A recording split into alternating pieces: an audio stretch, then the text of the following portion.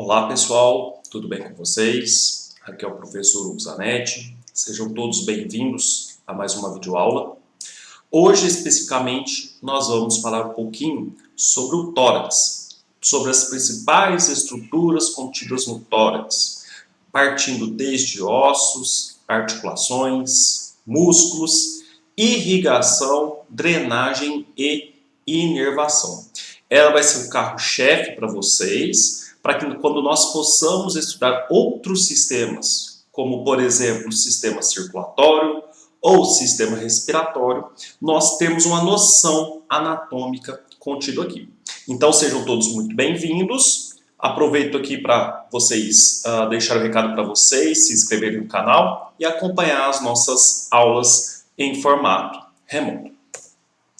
Bom, pessoal, o que nós temos que ter noção é que o nosso tórax ele vai apresentar estruturas que são importantes anatomicamente. Inicialmente, nós vamos ter a presença de uma parede. Essa parede ela é anterior, posterior e lateral. Dentro da parede torácica, nós vamos ter a presença de duas cavidades, que são as cavidades pleurais. Cavidade nada mais é do que um espaço. Então, dentro dessa cavidade pleural, vai estar um órgão muito importante, que é o pulmão. Então, dentro do nosso tórax, nós vamos ter a cavidade pleural direita, onde vai estar alocado o pulmão direito. E nós temos do lado esquerdo a cavidade pleural esquerda. Quando nós formos falar de sistema respiratório, essas cavidades pleurais vão ser destrinchadas de forma adequada. Observem que essas cavidades pleurais, elas estão localizadas lateralmente. E entre as cavidades pleurais, aqui em verde, eu vou ter um espaço ao qual eu chamo de mediastino. Então, nós temos as cavidades pleurais, direita e esquerda, e no meio eu vou ter o nosso mediastino. Óbvio, essa cavidade pleural, como falado anteriormente, é formada por outras estruturas importantes. Então, observe, vamos falar um pouquinho sobre os ossos contidos nela. Observe que há todos os órgãos internos dentro da cavidade torácica, elas são protegidas. Elas são protegidas pelos ossos, que são basicamente o nosso externo, as costelas e, posteriormente, as nossas vértebras. Nós vamos falar de cada um desses ossos de forma específica agora. Então, observe, pessoal, na parte posterior, ou seja, na parte de trás da cavidade torácica, nós vamos ter a presença das vértebras. Essas vértebras, elas apresentam alguns acidentes ósseos que são de extrema importância para vocês saberem. Nós temos o corpo vertebral, nós vamos ter o forame vertebral, e aqui esse forame é importante porque aqui é o local onde vai passar a nossa medula espinal, que vai fazer comunicação tanto com o nosso encéfalo quanto os demais nervos que vão chegar aqui. E nós vamos ter o processo transverso, que são essas duas estruturas laterais, ok? E nós vamos ter o processo espinhoso, que forma a espinha aqui da minha vértebra. Essa visão aqui é uma visão superior. Agora, quando nós pegamos essa visão lateral, nós vamos ter outras estruturas que também são importantes. Observe que a nossa coluna ela é uma vértebra encaixada na outra. Isso só acontece porque na vértebra nós vamos ter os processos articulares superiores que obviamente vão articular com a vértebra de cima, e nós vamos ter o processo articular inferior, que vai articular com a vértebra de baixo. Observe que no processo transverso propriamente dito, na parte anterior dele, nós vamos ter uma fóvea. Essa fóvea é importante porque ela vai articular com a costela. Além disso, observe que aqui no corpo da vértebra, nós também vamos apresentar processos articulares, que são chamados de semifóveas. Nesse caso aqui, quem vai articular com as semifóveas vai ser a cabeça das costelas. Então, basicamente, essas são as estruturas que vocês devem saber que estão presentes na nossa vértebra. Falando agora especificamente das costelas, observem que nós temos 12 pares de costelas, sendo que a primeira até a sétima costela, elas são consideradas costelas verdadeiras. Isso tem esse nome porque essas costelas, elas vão articular diretamente com o externo. E nós temos 5 pares de costelas, ao qual nós chamamos de costelas falsas. Porque essas costelas, observem, elas não articulam diretamente com o externo. Elas vão articular com a cartilagem da costela sobrejacente. E observe, dentro dessas 5 pares de costelas que são falsas, nós vamos ter 3 que são consideradas falsas e 2 delas que são consideradas flutuantes. Ou seja, essas 2 últimas costelas, elas não vão articular com a cartilagem aqui das costelas falsas e, consequentemente, das costelas verdadeiras. Observe que essa costela, ela também apresenta alguns acidentes ósseos que são importantes. Observe aqui atentamente a cabeça da costela. A cabeça da costela, ela tem uma característica em formato de lança. Observem, é como se fosse uma lança. E é essa cabeça da costela que vai articular com a semifóvea da vértebra. Observe que nós vamos ter também aqui a presença do colo e do tubérculo da costela. Observe que no tubérculo da costela, quando nós pegamos essa figurinha aqui de baixo, no tubérculo da costela, eu vou ter a fóvea articular, que vai também articular com a nossa vértebra. Então, observe aqui que nós temos as fóveas articulares na cabeça da costela, e no tubérculo eu vou ter também a presença articular. Observe que eu tenho na parte anterior da costela uma característica plana, porque ela vai articular com a cartilagem costal, ou seja, com a cartilagem da costela. Então a cabeça sempre em formato de lança e a parte anterior sempre plana. Observem, pessoal, que todas as costelas, elas têm uma projeção póstero-superior, ou seja, elas apresentam uma angulação para cima, sempre articulando para cima, ok?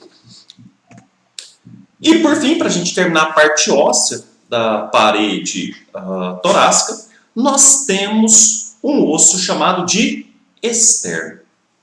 Observe que o externo, basicamente, ele é dividido em 3 partes. Temos a parte superior, que nós chamamos de manúbrio do externo. E nesse manúbrio do externo, eu vou ter 2 sítios articulares. Eu vou ter um sítio articular superior, que vai articular com a clavícula, e eu vou ter um sítio articular que vai articular com a primeira costela. Nós temos a segunda parte do externo, que nós chamamos de corpo do externo, e observe que nesse corpo do externo eu vou ter a presença de incisuras articulares. Essas incisuras articulares são responsáveis por articular com as costelas das respectivas localizações. Observe que entre o manúbrio do externo e o corpo do externo, eu vou ter uma elevação. Essa elevação eu chamo de ângulo do externo. E por fim, a última parte que eu apresento é o processo chifoide. Então, o meu externo ele é dividido em 3 partes: manúbrio, corpo e processo chifoide. Sendo que toda parte, todas as partes, apresentam faces articulares para as costelas. Bom, observe que aqui nós vamos falar um pouquinho da articulação presente tanto das costelas com a vértebra, como das costelas com o externo. Bom, demonstrando aqui para vocês, observe que eu tenho uma vértebra, a vértebra superior, e uma vértebra inferior. Entre uma vértebra e outra, eu vou ter a presença de um disco intervertebral. Esse disco intervertebral ele serve para reduzir o impacto de uma vértebra para outra. Mas o importante que eu quero mostrar para vocês é o seguinte: observe que a cabeça da costela ela vai articular claramente com as fóveas articulares da vértebra, e dentro dessas características, por serem consideradas articulações sinoviais, elas vão apresentar as cavidades articulares. Isso faz com que haja uma característica sinovial dessas articulações. Então, a cabeça da costela articulando aqui com o corpo da vértebra. E observe que, além disso, eu vou ter a presença de uma outra articulação entre o tubérculo da costela e o processo transverso, que é esse processo transverso aqui. E a partir de então, para fixar essa articulação, eu vou ter a presença de ligamentos. Então, eu vou ter os ligamentos, a qual nós chamamos de ligamentos costotransversários. Esses ligamentos costotransversários auxiliam a fixação ou auxiliam a estabilização da articulação propriamente dita. E observe que eu também vou ter a presença do ligamento costotransversário superior aqui. Bom, para a parte anterior, eu vou ter várias articulações na parte anterior dessa parede torácica. Observe que eu vou ter uma articulação costocondral. O que são essas articulações costocondral? São entre as costelas e a cartilagem propriamente dito. Elas são consideradas articulações do tipo sincondrose, ok? Eu vou ter agora articulações entre a costela ou entre a cartilagem propriamente dita e o externo. Essas articulações nós denominamos de articulações externo-costais. Observe que na primeira costela, essa articulação é do tipo sincondrose. Já da segunda até a sétima costela, nós temos a presença das articulações do tipo sinovial. Se vocês não lembram articulações, busquem, vão no meu canal e busquem aí o vídeo sobre articulações para vocês relembrarem. Essas articulações, elas são estabilizadas por ligamentos, ao qual nós chamamos de ligamentos externo-costais radiados. Ok? Eu vou ter a presença de articulação entre as cartilagens. Lembra das costelas falsas que eu falei que articulam com as costelas verdadeiras? Ou a cartilagem das falsas articula com a cartilagem das verdadeiras? Observe então aqui, ó, tem a presença das cartilagens intercondrais.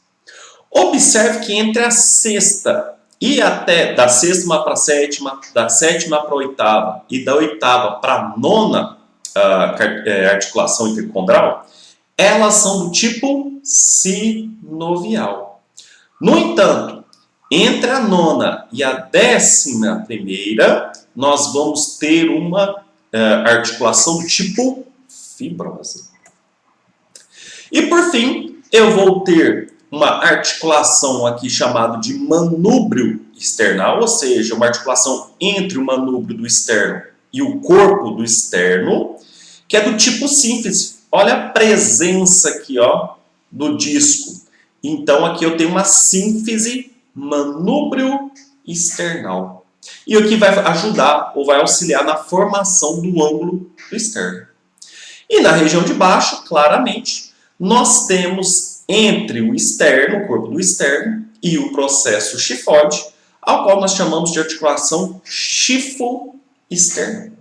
Essa articulação normalmente ela demora para fazer o fechamento, tá? Então ela fecha aproximadamente na quarta ou quinta década de vida. Claramente, pessoal, o tórax ele apresenta alguns músculos que são muito importantes e que vocês têm que ter o conhecimento. Observe que eu vou ter um músculo muito grande aqui na região peitoral, ao qual nós chamamos de peitoral maior. Observe que o peitoral maior ele vai ter as inserções tanto na clavícula, quanto no externo, quanto nas bordas das cartilagens, ok? E quando nós retiramos esse músculo peitoral, nós vamos encontrar uma fáscia, a qual nós chamamos de fáscia clavículo-peitoral. Se nós retirarmos essa fáscia, nós vamos achar um outro músculo, que nós denominamos de músculo peitoral menor. Ok? Que também, observe, ó, se insere nas nossas costelas. Além disso, existem outros músculos que vão estar presentes aqui nas costelas. E nós temos um no formato de serra, ao qual nós chamamos de músculo serrátil anterior. Esse músculo, observe, ele também está presente aqui nas costelas. Indo para a musculatura um pouco mais profunda do tórax, observe essa figurinha. Nós temos a pele, nós temos a fáscia superficial, que normalmente nós chamamos de tecido adiposo, ok? Nós temos o músculo serrátil anterior, que nós vimos ele agora há pouco. E observe que entre uma costela e outra, eu vou ter a presença de músculos, ao qual nós chamamos de músculos intercostais. Então observe que eu vou ter 3 camadas de músculos intercostais. Nós vamos ter o músculo intercostal externo, eu vou ter o músculo intercostal interno e a camada mais íntima ou mais profunda, ao qual nós chamamos de músculo intercostal íntimo. Observe isso aqui, é importante para vocês, que tanto vasos sanguíneos, ou seja, veias e artérias, bem como nervos, eles vão passar entre o músculo intercostal interno e intercostal íntimo. E observe, depois, se nós formos aprofundar no músculo intercostal íntimo, ou seja, retirá-lo, nós vamos encontrar a pleura, a cavidade, as pleuras, né? E por fim, o nosso pulmão. Então observe aqui que nós temos os músculos intercostais externos e os músculos intercostais internos. Se nós fôssemos rebater esses internos, nós chegaríamos nos íntimos. Além disso, observe que na primeira costela nós temos também a inserção de alguns músculos, como por exemplo o músculo escaleno, posterior, médio e anterior. E entre uma costela e outra, na parte interna, nós vamos achar os músculos subcostais. Então, demonstrando aqui para vocês de forma específica por que esses espaços entre uma costela e outra é tão importante. Porque nela vai se passar veias, artérias e nervos. Então, sempre que for fazer uma cirurgia torácica, tem que ter esse conhecimento para que não haja a inserção de material pérfuro cortante nessas estruturas, ok? E vamos falar então um pouquinho da irrigação, ou seja, a partir de onde que chega o sangue que vai irrigar essa região. Nós sabemos que os espaços intercostais, eles vão ser irrigados pelas artérias intercostais anteriores e posteriores. Observe.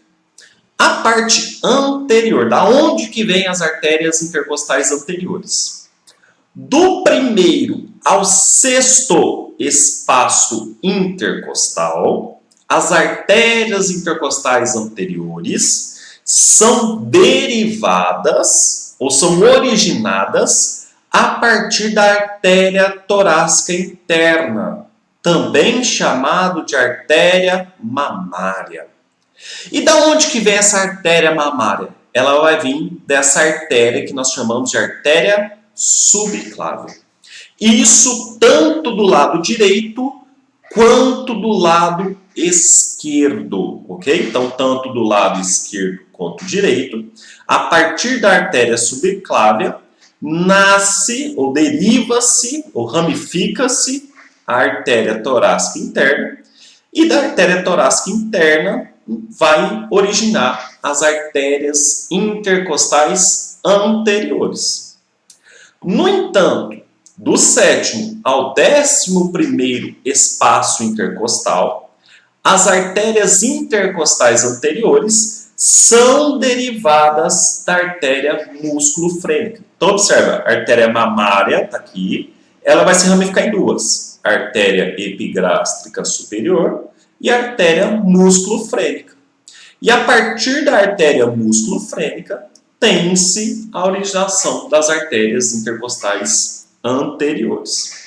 Importante vocês saberem, essas artérias intercostais anteriores, elas vão anastomosar, ou seja, elas vão se juntar com as artérias intercostais posteriores.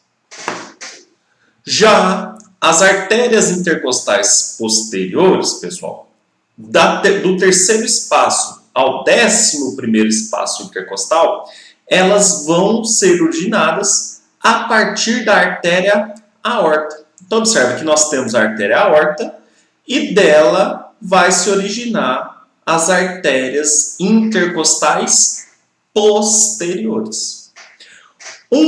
Na verdade, duas exceções se dá do primeiro e do segundo espaço intercostal. Essas artérias intercostais do primeiro e segundo espaço, elas vão derivar de um tronco, ao qual nós chamamos de tronco costo-cervical, que está presente aqui, que também é uma ramificação da artéria subclávia. Bom, se eu estou levando sangue, eu tenho que pegar esse sangue e trazê-lo de volta ao coração. Então, a drenagem sanguínea dos espaços intercostais, ela acontece da seguinte forma. Da parte anterior. Observe que do 7º ao 11º espaço intercostal, quem vai fazer essa drenagem é a veia músculo-frênica. Então, eu tenho uma artéria músculo-frênica levando e eu tenho uma veia músculo-frênica drenando esse sangue. Do 1º ao 6º espaço intercostal, vai ser drenado a partir da veia intercostal anterior, ou seja, as veias que estão entre as costelas. Observe, tanto a veia músculo-frênica quanto as veias intercostais anteriores, elas vão levar o sangue para uma veia principal, que é a veia torácica interna. Essa veia torácica interna, por sua vez, vai levar o sangue até a veia braquiocefálica. Da veia braquiocefálica, vai para a veia cava. Da veia cava, vai para o coração. Na parte posterior é um pouquinho mais complicado, mas eu explico para vocês aqui agora. Do 4º ao 11º espaço intercostal, o sangue vai retornar por um sistema que nós chamamos de sistema ázigo. Então, ele retorna pela veia ázigo, que é essa veia aqui, ó, que ela fica lateralmente à veia cava. No caso, veia cava inferior.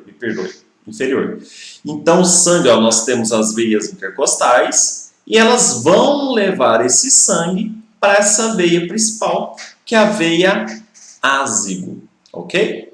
Já o 2º e o 3º espaço intercostal, elas vão ser drenadas pela veia intercostal superior direita. Ó. Veia intercostal superior direita. Essa veia intercostal superior direita vai levar o sangue até o arco da veia ázigo. Já o 1º espaço intercostal vai ser drenado pela veia torácica, veia vertebral direita, a qual nós não conseguimos ver aqui. Isso acontece do lado direito.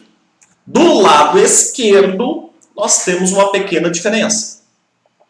Do 4º ao 11º espaço intercostal, observem que nós temos o que nós chamamos de veia hemiázigo. Então, ó, nós temos a veia ázigo do lado direito e nós temos a hemiázigo. Tá vendo que ela não é espelho da veia ázigo? Ela é apenas metade, por isso que ela é chamada de hemiázigo. Então, as veias intercostais posteriores vão desembocar aqui na veia hemiázigo ou na hemiázigo acessória. E, posteriormente, elas vão para a veia ázigo, que vai desembocar lá. Vai levar esse sangue novamente para o coração. O 2º espaço, o espaço intercostal, também é de forma semelhante ao lado da direita, que vai acontecer pela veia intercostal superior esquerda, ok? Que vai drenar esse sangue até a veia braquiocefálica esquerda. E o 1º espaço intercostal acontece pela veia vertebral esquerda. Todo esse sangue drenado vai desembocar lá no átrio direito do coração. E por fim, não menos importante, sobre a inervação. Então observem, pessoal, aqui eu tenho um corte transversal, certo? Na qual eu estou olhando de cima para baixo. Observe que aqui eu tenho o corpo da vértebra, aqui eu tenho minha vértebra, e aqui eu tenho a medula. Observe que da medula vai sair os nervos, ok? E esses nervos vão passar entre os espaços intercostais. Observe que esse nervo vai lançar um ramo posterior, que vai, obviamente, para a parte de trás do nosso corpo, principalmente para as costas, e um ramo anterior. Então, esse aqui é o ramo anterior, esse aqui é o ramo posterior. Observe que esse ramo anterior, ao chegar aproximadamente no rumo da axila, na linha axilar, ele vai emitir alguns outros ramos. O primeiro deles é o ramo muscular. Como o próprio nome diz, o ramo muscular vai inervar a parte muscular daquela região. No entanto, observe que vai ter um outro ramo. Esse ramo aqui nós chamamos de ramo cutâneo. Ramo cutâneo quer dizer que vai para a pele. E observe que esse ramo cutâneo ele vai ser dividido em parte posterior e parte anterior. Muito bem, observe que o nervo continua e vai chegar lá aproximadamente no rumo do nosso externo. Lá no externo vai haver vão ser lançados outros dois ramos cutâneos. O ramo cutâneo medial e o ramo cutâneo lateral. Então, observe essa figurinha aqui da esquerda para ficar bem claro para vocês. Ó. A medula lançou o ramo posterior e o ramo anterior, que vai passar entre os espaços intercostais.